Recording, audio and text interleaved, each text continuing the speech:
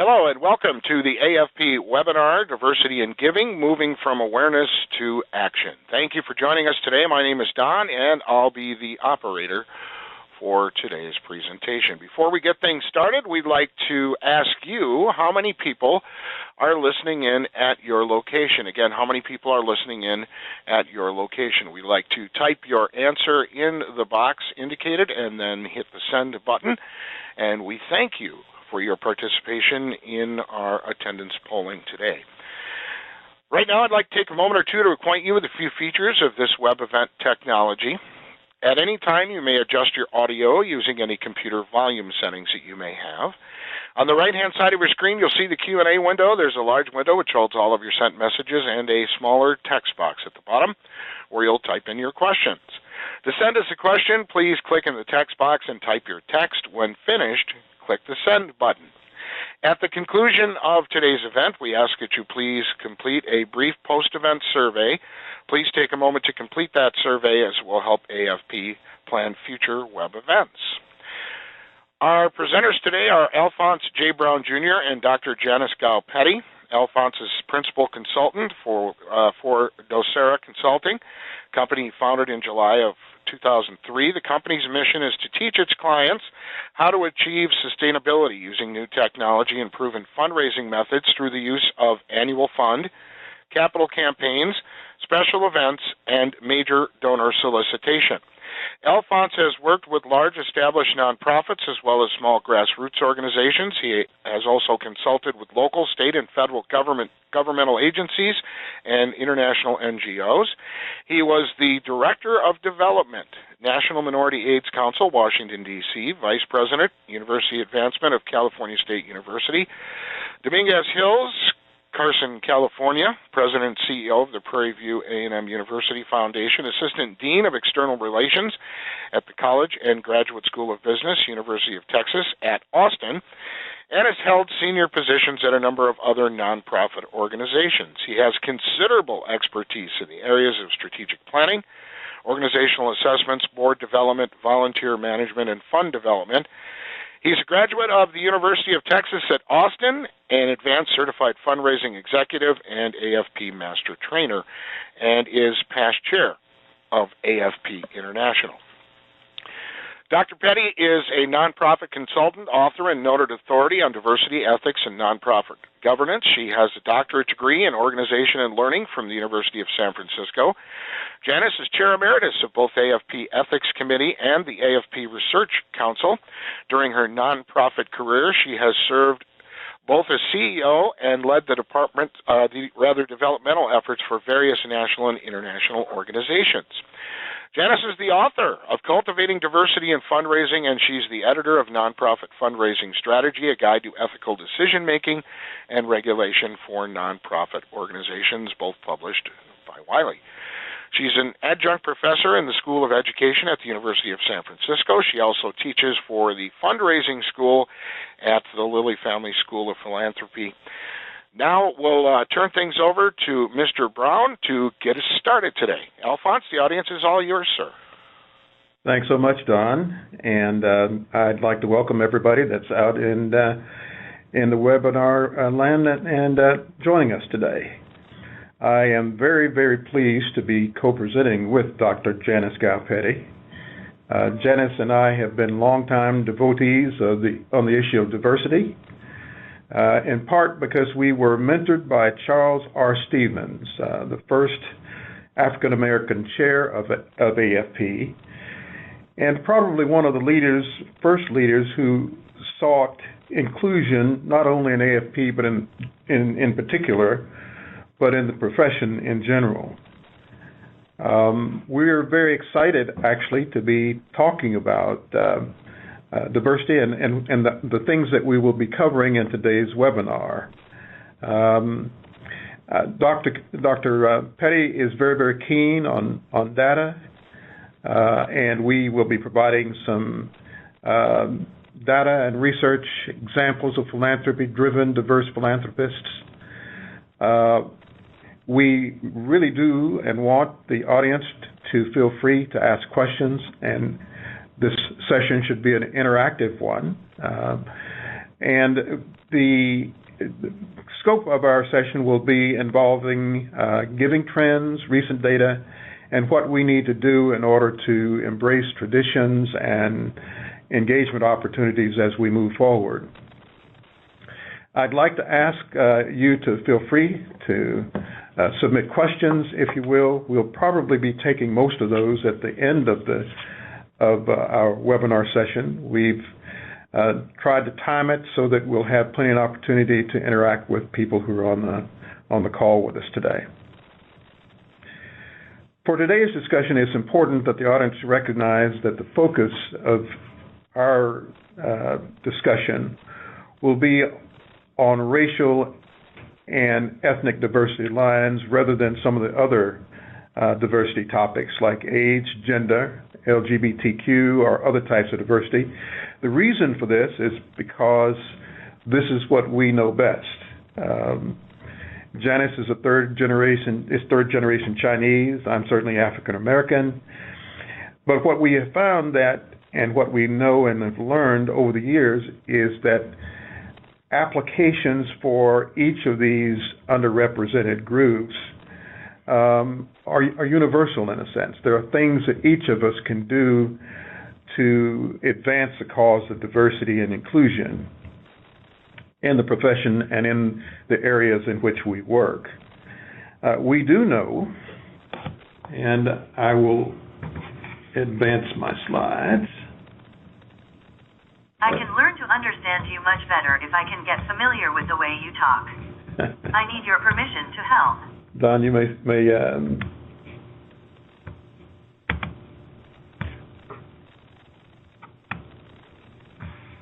Do we need to go forward one more slide, Mr. Brown? Yes, if you would, please. All right, my pleasure. There we go. In 2014, the Henry J. Kaiser Foundation actually reported that there were 62% of the U.S. population was white, 12% was black, 18% Hispanic, Asian was 6%, and 1% American,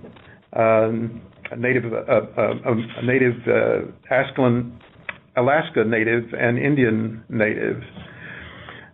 We know that these numbers continue to increase, and it's suggested that eventually the majority will actually become the minority in the not-too-distant future. Janice? Thank you, Alphonse. Before I take you through this chart, welcome everyone. I want to join Alphonse in saying that I'm delighted to be a part of this webinar today, and we look forward to the interaction that we'll have with all of you as webinar participants. So the slide that's up here, philanthropy today looks like the America of 25 years ago. This chart comes from the Pew Research Center, and it was a report that they did titled America's Racial Tapestry is Changing. Looking at the entire universe of donors, we see that whites are overrepresented compared to their overall proportion of the population.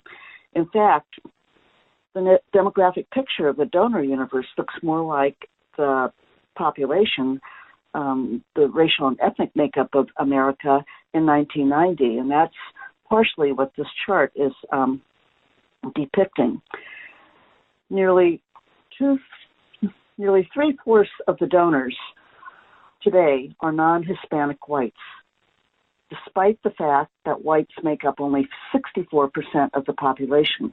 Conversely, the study from Pew finds that both African Americans and Hispanics are underrepresented in the donor universe. Asian donor participation appears congruent with the Asian population and Asian American population size. This doesn't suggest that whites are more generous than other racial and ethnic groups. Analysis of the data shows that the factors such as income and religious engagement are far more significant predictors of giving behavior than of race or ethnicity. The underrepresentation of African Americans and Hispanics suggests that organized philanthropy is not doing an adequate job of engaging non-white communities. And that's what we're going to be discussing for the most part as we proceed through this webinar. Janice, I think that we both know that quantifiable information is incredibly useful. Can you think of some examples of diversity as we move forward toward getting more inclusion and equity today? I can. Thank you, Alphonse. The slides that you're about to look at are some examples that I've selected on diversity's impact on philanthropy. And you'll see there's 4 bullets there, and actually I think I have 5 slides. Some of these will be highly recognizable. Some of them may not be as recognizable. But let's proceed to the next slide and take a look at the first example. So I think everybody knows who at least one person in this slide is. This is Mark Zuckerberg, the founder of Facebook, and his wife, Dr. Priscilla Chan, and their baby daughter, Max. In 2015, Mark Zuckerberg put 99% of his Facebook shares, currently worth at that time around $45 billion, into a new philanthropy project. This new philanthropy project must be noted that it's not a charitable trust and not a private foundation, but a limited liability company, LLC, which allows him to retain certain privileges that he wanted to have as they executed this philanthropic initiative. This project is focusing on human potential and equality.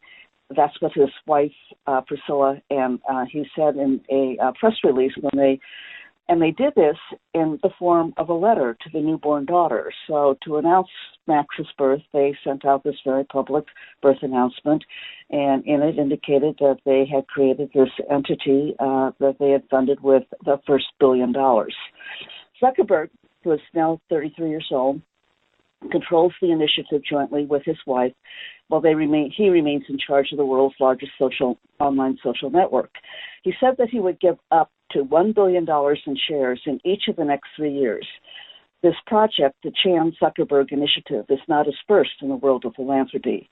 When he was 26, he signed the Giving Pledge, which has invited the world's wealthiest individuals and families to commit to giving more than half of their wealth to philanthropy or charitable causes over their lifetime or through their wills. Mark and Priscilla are in their early 30s. She is a first-generation Chinese American whose parents are ethnic Chinese refugees who fled to Vietnam by boat.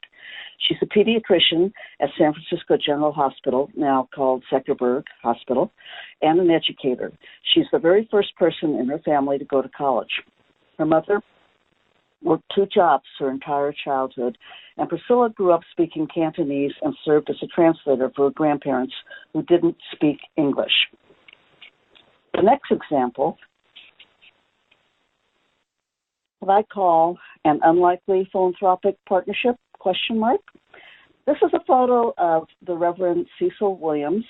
The photo on the left is Cecil back in the 70s, back in the day, as we like to say, when he was first became the executive director of Glide Memorial Church in San Francisco.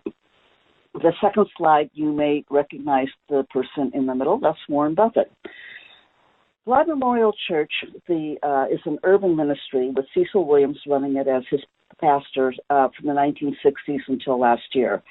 They work with gays, sex workers, youth gangs, drug addicts. They work in a very troubled part of San Francisco. In the 1970s, this was the venue for political and social campaigns. And Glide's belief throughout the years has been to be a radically inclusive, just, and loving community, mobilized to alleviate suffering and break cycles of poverty and marginalization. If you've been to San Francisco and if you've had the opportunity to go to Glide, you know that it's a gritty community, but it's one that's committed to truly serving the people in that community. There's some unlikely people, though, who have come through the doors of Glide, and one of them is Susan Buffett, Warren Buffett's late wife. After some difficulties in her life, she moved to San Francisco and became quite reclusive. As part of her participation in getting acquainted with the city, she attended Glide Church. She would sit in the back of the church wearing this big floppy hat and dark glasses, and she was noticeable because of that hat and glasses and the fact that she was not black. Many of the people who attended Glide at that point in time were African American. She never exchanged or interacted with people much at Glide, but her presence was noted. When the time came and she was dying, she said to Warren that if he wanted to do something in her memory after she passed, she had one favor to ask of him. And what she asked him to do was to do something good, quote unquote, for Glide. So upon Susie's death, Warren contacted Cecil and Jan,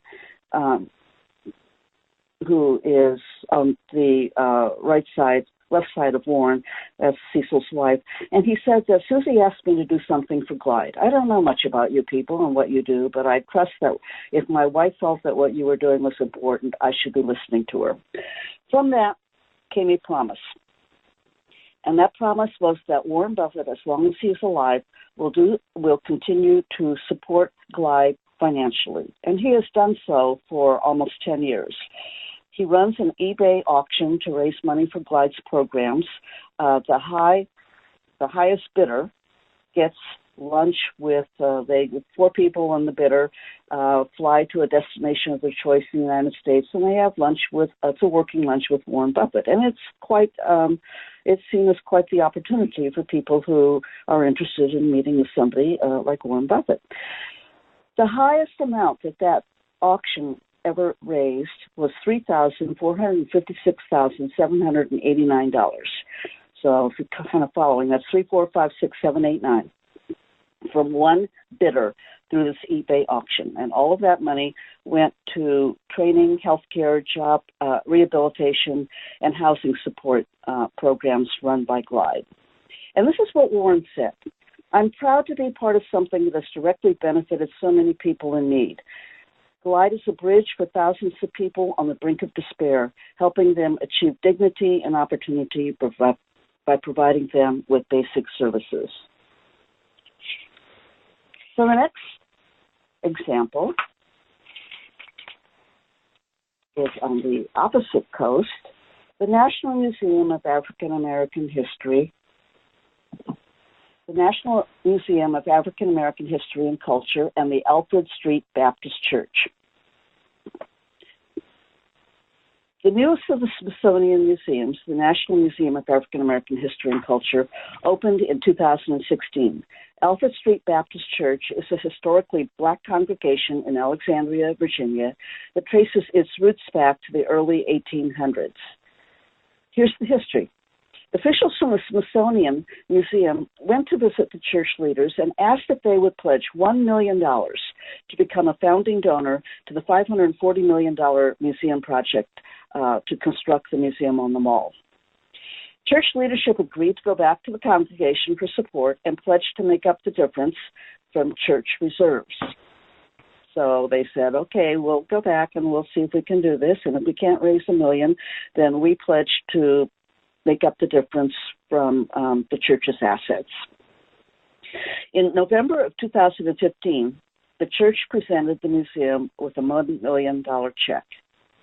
Now, $1 million may or may not sound like a lot of money for a campaign of that size, but this gift is historic for the museum.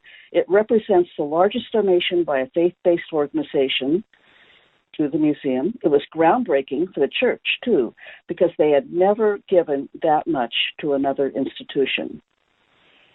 The point here is that this church with its history had a tie to the mission of the museum. History, a big tie between the two. The fact that the church has such an illustrious background and the network of people who support Alfred Street Baptist Church seemed to the museum leadership to have a high level of potential in terms of working together to raise the money to build the museum.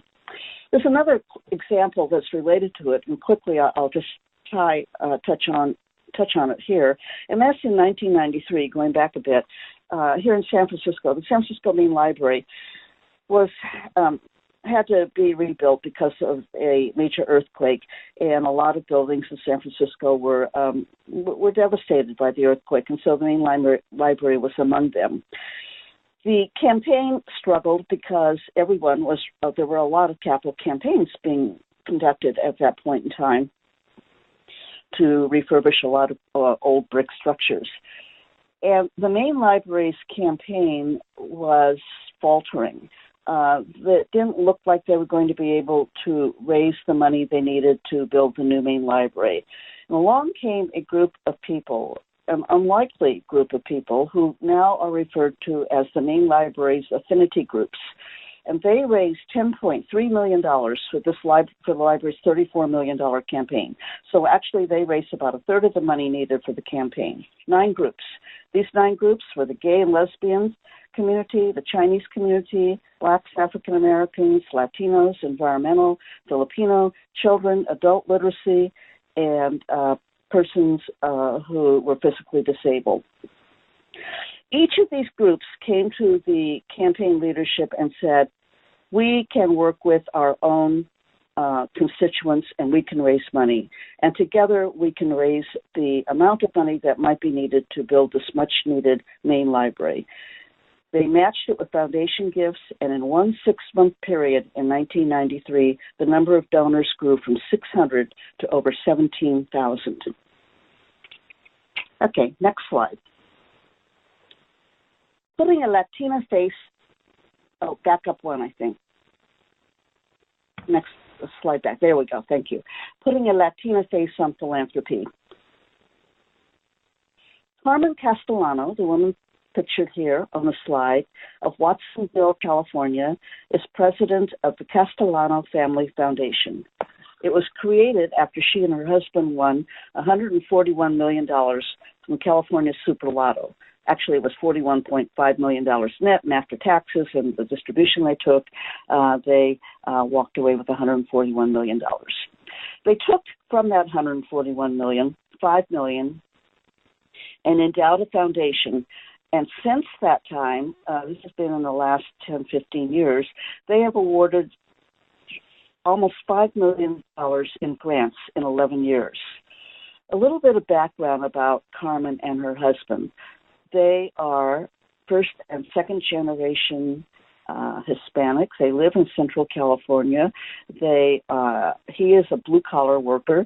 She had a background in working with the Latino Education Foundation, which is an advocacy group for Latino employees and students.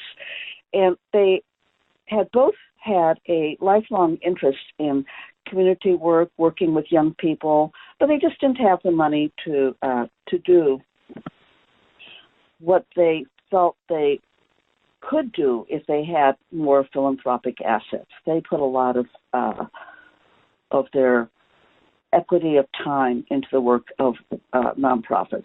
So upon creating this foundation, Carmen attended a Council on Foundations conference, and she noted that she was distinctly different from most people present there.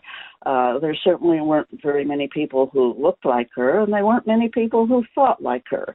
And she said that it was very important to take her sense of understanding and background and put it in place so that not only was she a philanthropist along with her husband where they could distribute money, but she also wanted to distribute knowledge. She wanted people to better understand the needs of the Latino community, particularly young people in higher education. Okay, now we can go to the next slide. This is the last slide of my example, and it's called Friends of Faith. Friends of Faith, Faith Fancher, the woman on the left, an award-winning journalist. She was a trailblazer. She graduated from the University of Tennessee in Knoxville, and she was the first African-American female reporter at WBIR-TV in Knoxville. She traveled through the ranks of TV broadcasting, and in In 1983, Faith moved to Oakland, California, and became the top reporter at KTVU Channel 2, where she remained until her death in 2003. As a journalist and highly visible Bay Area personality, Faith understood the power of information. So when she was diagnosed with breast cancer in 1997, she chose to turn her private battle into a public forum to raise awareness about the disease. She produced Faith's Story, a multi-part series aired on KTVU, and followed her journey from surgery through treatment. The series won a number of awards, including the American Medical Association's International Film Prize, the Freddie, for outstanding reporting on cancer treatment. So Faith struggled for 6.5 years, lost her battle against breast cancer, died in 2003. The women that you see on the right in those bright pink jackets are a group of true friends of Faith. And upon her death, they created a nonprofit organization called the Friends of Faith. They are all local personalities, radio, TV personalities, news and entertainment on TV and radio in the Bay Area. They committed as volunteers.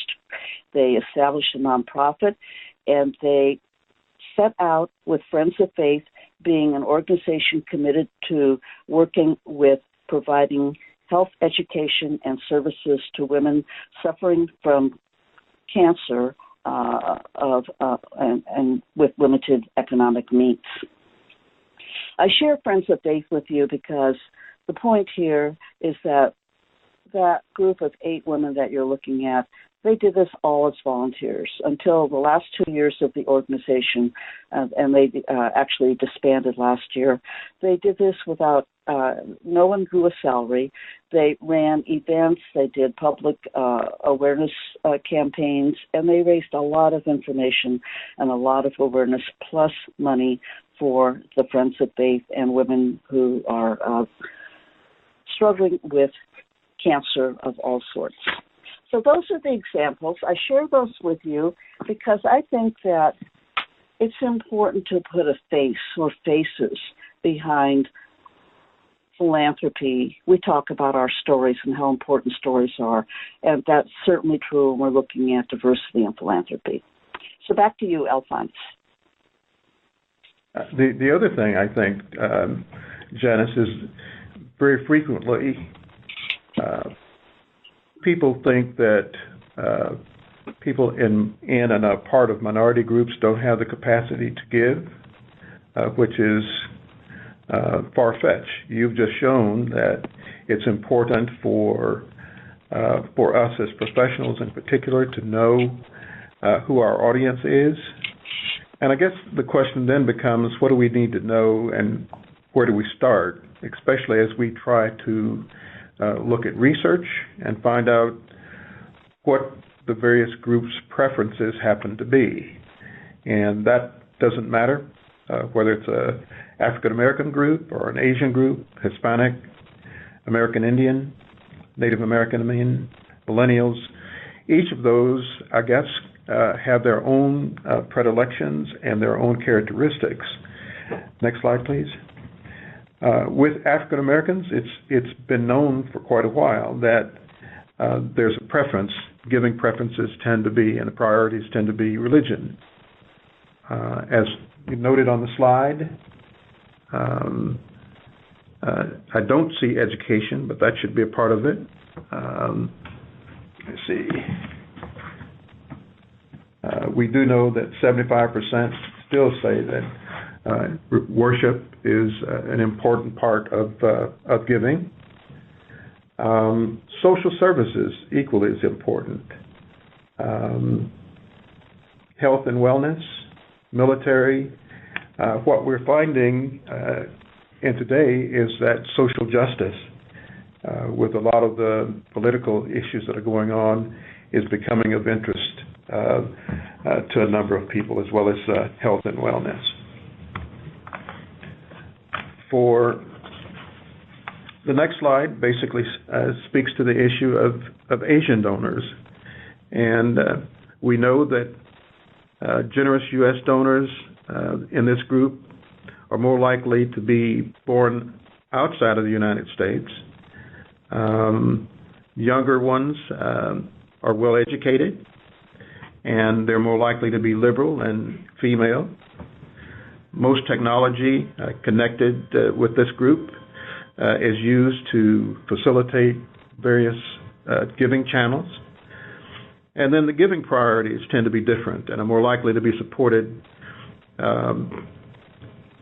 generically to support relief funds and efforts that are related to education, religious, and are not important, as important, I guess, as some of the other things.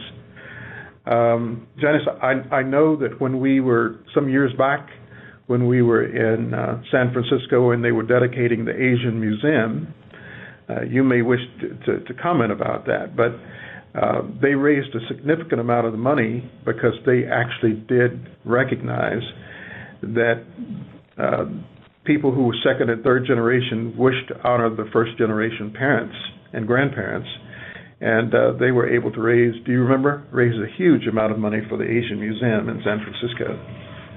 You're right, Alphonse, the Asian Art Museum, Chungmun Lee Museum in San Francisco. And that's true with the Asian donors, second, third generation. It's also true with Hispanic donors, moving from generation to generation. One of the points that, we're making here is that not only are we looking at race and ethnicity, but we certainly need to be looking at the length of stay in the United States. But, there's so many factors that go into diversity. But thanks for bringing that up, Alphonse. I remembered that it was significant because so frequently you don't understand the power of giving, the fact that there's a huge amount of wealth, and it's incumbent upon us to do our research so that we figure out what are the priorities of the various giving groups. With Hispanics, extremely strong family-oriented, and they're committed to children's causes. They do give to race, and to church-related entities. It was interesting for me. There was an example that the Red Cross gave me after one of the major hurricanes in Central America, where there were huge numbers of people that were affected by it. And when the Red Cross, I approached them, and we were talking about the fact that in this particular instance, approximately $54 million had been donated from the Hispanic community to support people who were affected by that catastrophe. My point, I think, is that we need to recognize, and as professionals, that there is huge amounts of money to be raised. The process will be different, but the idea is that we need to do the kind of research and look at the priorities and the motivations that would cause people to contribute. Janice? This takes us to taking a look at who, as the slide says, who are you? Multiple race population growth. Maybe it should read, who are we? But in the 2010 census, as the slide notes, it was reported that multiple races grew by a larger percentage than those reporting a single race. And that's significant. Multiple race, 9.0 million, grew by 32% compared to single race growth of 9.2%. So extracting from that, using the trend, multiracial population in the United States is going to triple by 2060. If you look around your communities and you look around society, look around your organization and your donors, your clients, the constituents, take a look at the face of your audience. It's no longer going to be possible for us to, nor should we, I would add, identify people visually. It's going to be less difficult to attribute physical characteristics to individuals. The multi-race population growth is going to offer a blending. I don't know that I necessarily like that word, but it's going to be a blending of many different cultures and history into family structures. So if we look at the next slide, let's talk about the future of philanthropy, because that's what the changing face of philanthropy is going to really hinge on our ability to see and connect with the America of, that says 2016, I know it's 2018, sorry about that, the America of 2018 and not of 1990. So as you're perusing those 6 circles there, and the information that's provided by the Brookings Institute, where the graph is showing that minorities are driving growth, replenishing America's youth. I want to make a few comments. Non-whites, especially Hispanics and Asians, accounted for the overwhelming majority, 92% of the United States population growth in the early part of the 2000s. In the United States, 100 largest metropolitan areas, whites now account for 57% of the population, down from 71% in 1990.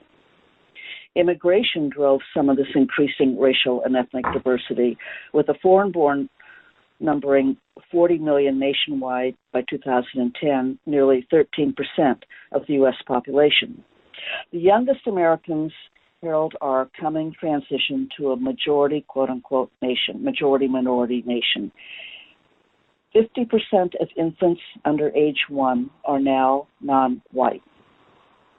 As our racial ethnic minority and immigrant populations continue to grow, they're also dispersing into new locations across and within metropolitan America. In 2010, minorities made up more than half of the population in the 22 largest metropolitan areas, up from 14 in 2000 and just 5 in 1990. African American population in particular is returning to the South, with 3/4 of the group's U.S. gains occurring in that region in the 2000s. And for the first time, a majority of every major racial and ethnic group in large metro areas lives in the suburbs, as segregation, while still high, continues to decline. So what does this mean? Large metropolitan areas and increasingly the suburbs stand at the forefront of America's transformation into a multi-ethnic society. How we respond to and manage that shift, especially the social and economic opportunities provided, are going to address that highly diverse population of families with children and will establish the course for our nation's well-being over the coming decades. Rapid growth in the immigrant population in some parts of the country did produce late-decade policy backlashes that could threaten these places' longer-run economic well-being. But to make the difference between immigration and factors affecting population growth from birth from diverse populations is an important distinction to make.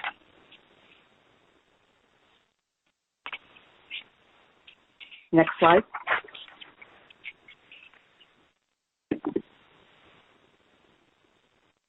I think once we recognize what we need to do, the critical question becomes, how do we do it?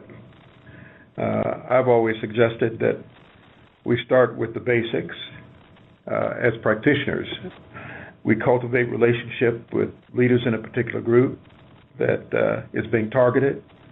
One of the great places to start is cultivating relationship, and we've not perhaps thought of this, is with ethnic media.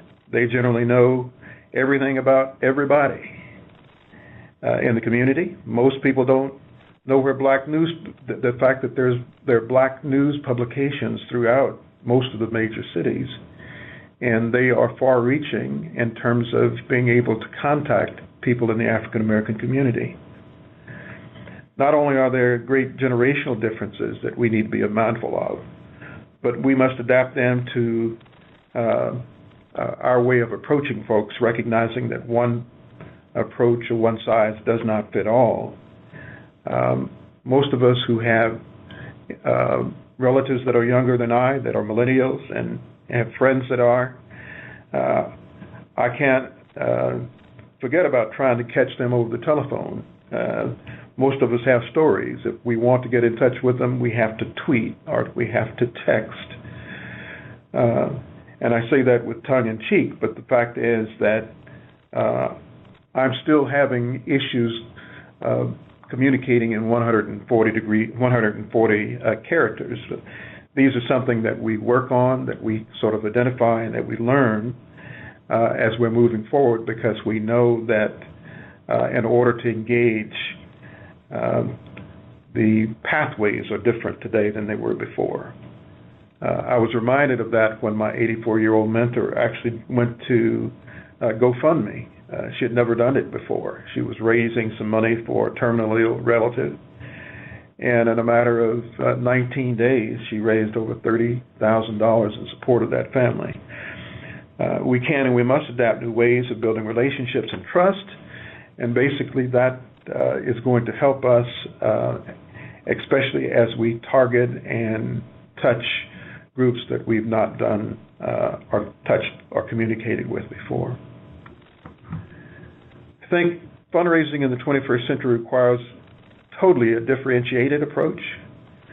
We have to tailor our needs and our approaches to the group's interests, their values, and certainly their traditions.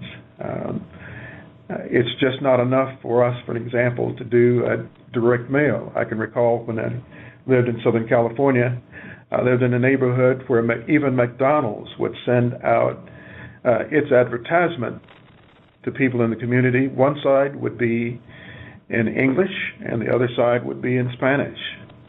I lived in that neighborhood for a little over a year, and by the end of that year, all of the communications from McDonald's and others were in Spanish.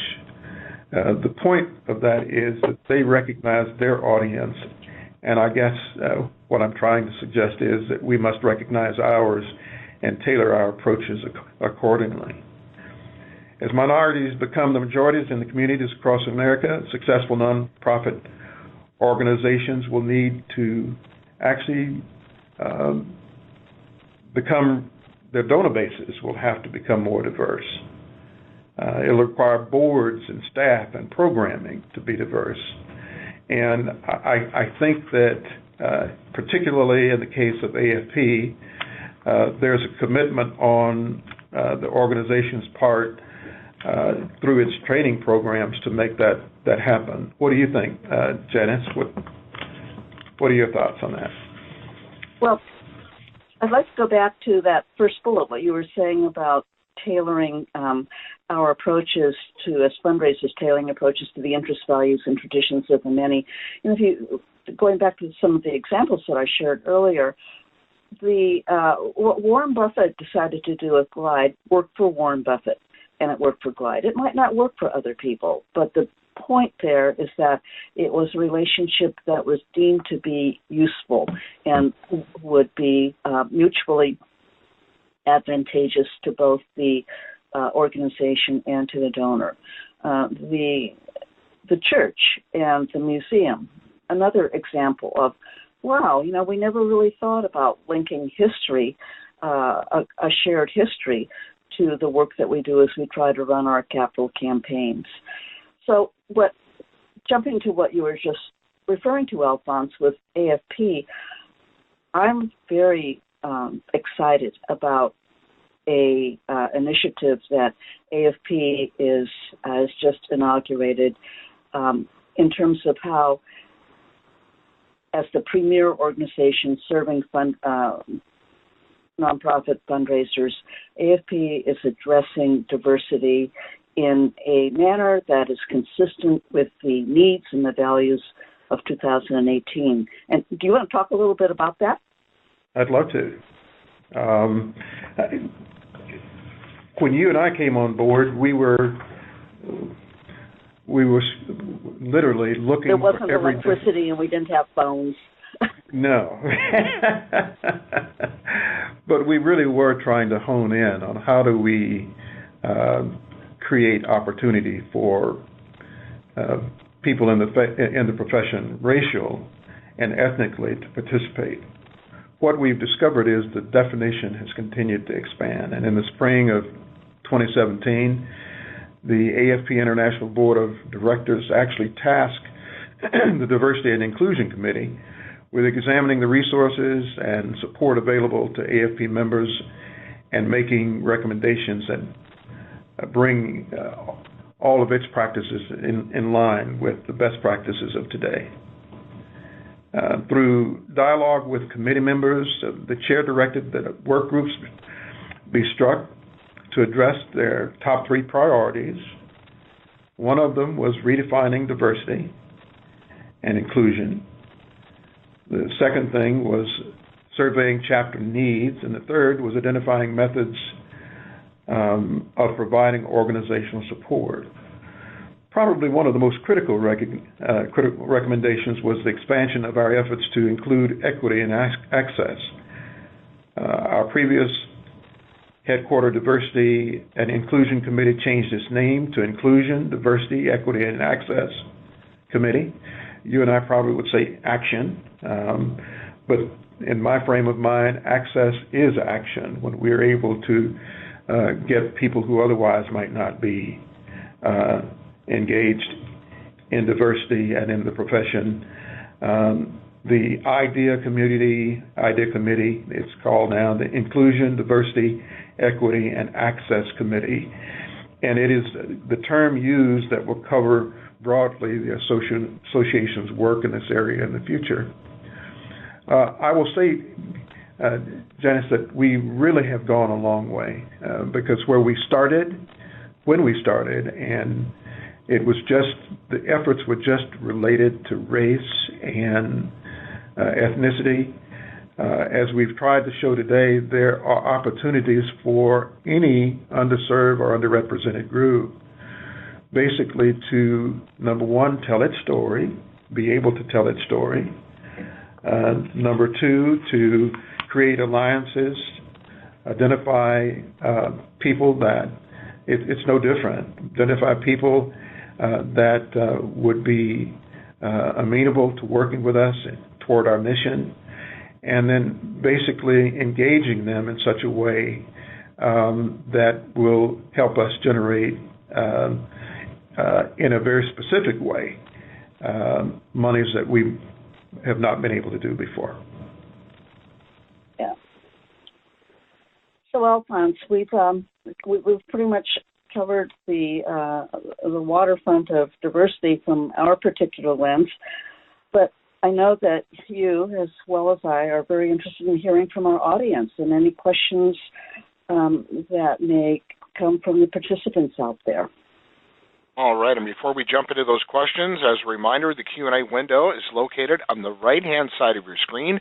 To submit your question, please type it in the small text box at the bottom, and when finished, click the send button. Please note that due to time constraints, our panel may not respond to all the questions submitted. And with that being said, I will defer to our panel for questions from our audience or any additional content they would like to present.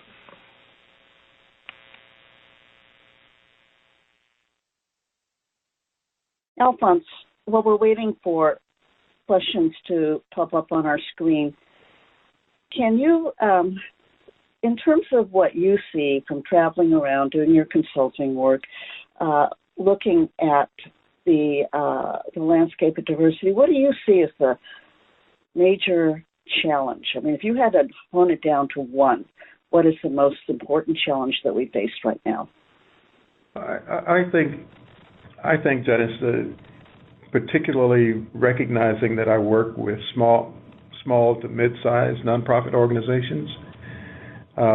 There is an incredible need for the kind of information that AFP provides. We've always been known as the go-to organization. We're the to-do.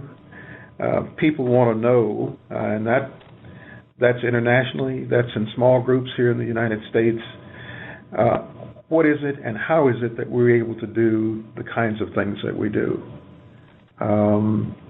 So I think the biggest challenge for us is getting information to nonprofit organizations in areas, and I'm thinking specifically in terms of minority areas, Hispanic areas, and presenting that information in a term and in a way that they can not only understand but embrace, much the same way that we do when we're going or working for a university or for another organization that is and has a great deal more resources. So I would say getting information to the people that need it most would be probably one of the greatest challenges. Yeah. So we've got some questions here. A question about the growing number, or observation about the growing number of Arab American and Muslim donors, and do you have insight into this community's giving culture? I'll give a quick response to it, and to the person who asked it, and to any of you who have questions. Alphonse, I speak for Alphonse without having cleared this with him, but I certainly am willing to further the conversation, the dialogue, one-on-one and email if you prefer, and we're not able to get to your questions and answers, or to provide some response that can be rebroadcast out through AFP channels. But Alphonse, do you want to give any a response to the first question? The first question is, we have a growing number of Arab American and Muslim donors. Arabian Americans and Muslim donors. Do you have any insight into, finish reading the question, we're having a challenge. While you're reading and thinking, I did my master's thesis on this topic, and I don't think anyone wants to hear about my academic research right now, but I think that this is a thoughtful question and is one that reflects the change, one of the population changes in the country, and to be able to ask the question about insight into the community's giving culture is a very important, it's an insightful question, because we need to understand what does prompt the Arab American community or the Muslim community to give. And there's a lot of religious influence, there's a lot of regional influence, there's a lot of historic influence there. So I say that there's a growing body of literature on this, and we should be addressing it. I think I've seen, well, I don't want to say what I think. I can't remember, for example, for sure. But Rebecca, if you want to know more about this, I certainly would be willing to do a little bit of background work and get back to you. And I will also say, add anything to that? Yes, indeed. One of the sessions that I moderated when the Lilly Family Foundation, the naming opportunity changed for the Philanthropy Center at Indiana University, there was a panel with 4 folk presenting. One of them was a Muslim, and he talked about how organized it was, actually informational and enlightening to everybody in the group, because it was highly, highly organized. There was a huge amount of giving through their faith, to the point that if you were part or a member of the mosque, a certain percentage was required that you contribute and that you give. We didn't have enough time to really learn everything about it, but Rebecca, if you want to know more information, I still have the ability to contact this gentleman, and we can. There are resources available through AFP that do address that question in more detail. But they are the experience, and what I learned was, number one, there were people who were Muslim, and I think that's important too, that we may not have emphasized enough, is that when you're raising money, it's important to people to see others that look like them. They want to know that you not only understand the culture and the customs, but even in the way that you present and the timeliness that you ask and approach them, this was certainly the case that I experienced and listened with a lot of interest as this gentleman who presented on Muslim giving provided. We'll be happy to research that a little bit for you if you'd like. Just let us know through AFP. So, Alphonse, in the time that we've got left, I'm looking at the questions that we have. There are a few that relate to governance and one that kind of loosely ties to it in terms of specific attitudes and values in advancing, framing discussion about cause-targeted diverse communities. I'll take a stab at that. And then there's a question on Black sororities and fraternities. You've done extensive work there, so why don't you answer that one? And then the last one that I see here, if I've got these all right, let's see. When you say Asian, do you include everyone from, well, when I talk about Asian, I talk about North Asians, South Asians, East Asians, Asians very generally. I have a problem with generalizations, and we didn't, Kirsten, thank you for raising this question. I think we need to be very careful in making observations on populations when we tend to generalize. Some groups choose not to be identified as Asians and others do, so be sensitive to it. But I think that in my terminology, East Asians are included with the remainder of the Asian population. Now, and quickly to get to the question. Oh, yeah. The same holds true for Hispanic. We use it generally, but if we're doing our homework, it's very, very important that we recognize that there are different groups within the Hispanic community that we understand what their giving orientations happen to be. They're not all the same. And if there's one takeaway from this conference is that we definitely need to be more specific and understand that we may not always know. That's the other part that I want to say. But particularly if you have been doing majority fundraising and you're reaching out and wanting to know how do we do it, it's important that you understand that you may not always be right. You may have to expand your horizons in order to be able to effectively change and generate the kinds of support that you're seeking. Back to you. Quickly to I didn't mean to cut you off there, but we're kind of closing in on time here. The strategies about diversifying boards. So I'm going to try to do this super fast. Diversifying boards is a very timely topic around nonprofit circles, and I think an organization needs to ask itself, why is it important to diversify? So we don't have time to get into this right now, but I would ask you to consider, is the face of your board as important as the motivation and the sense of sharing among communities what's important among your board? I don't know that it's as valuable to be able to say to a funder, well, we've got 1/3 of our board is African American, 1/3 of our board is Hispanic, and 1/3 of our board is white. What does that really mean? I'm not so sure. So think about that when you have that dialogue around diversifying boards.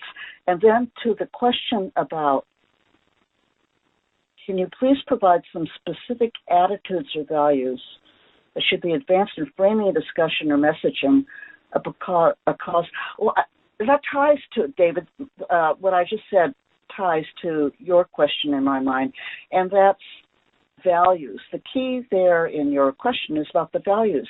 What are the core values of your organization, and how do those values resonate with other groups of people that you're trying to or would like to work with? So that's a very quick answer to a very deep topic. Alphonse, why don't you answer the last one, and then we'll move on here. I think we have probably a minute or two, and I would invite, particularly as it relates to fraternities and sororities, how do you approach them? And do you view them as an audience to recruit from? The answer is yes and yes. We do approach them. In fact, there are a number of fraternities and sororities that have projects that they adopt. I know that several have looked at Big Brothers, Big Sisters, others that are community-oriented.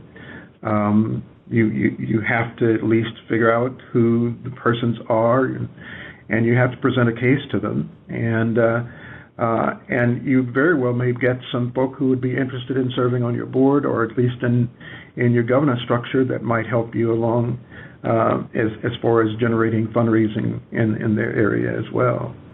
Our time is almost up, but I do want to again invite the audience, if you have specific questions, to Don, give them a way that they can get back to Janice and to me, and we'll be happy to respond to them. All right, thank you, Mr. Brown. Any closing thoughts from you, sir, or Dr. Pettey, before we wrap things up, in addition to what's already been said? I guess not. All right. Well, at that point, what we do at this particular juncture is thank you for attending today's webinar. We also ask that you please take a brief moment to complete our survey, which helps us program future events. Upon completion of the survey, you'll be able to download and print your certificate. For a complete list of upcoming webinars, please visit https://www.path.com/AFP/events. That will conclude today's program. Once again, Don, we thank you. Don, yes, sir?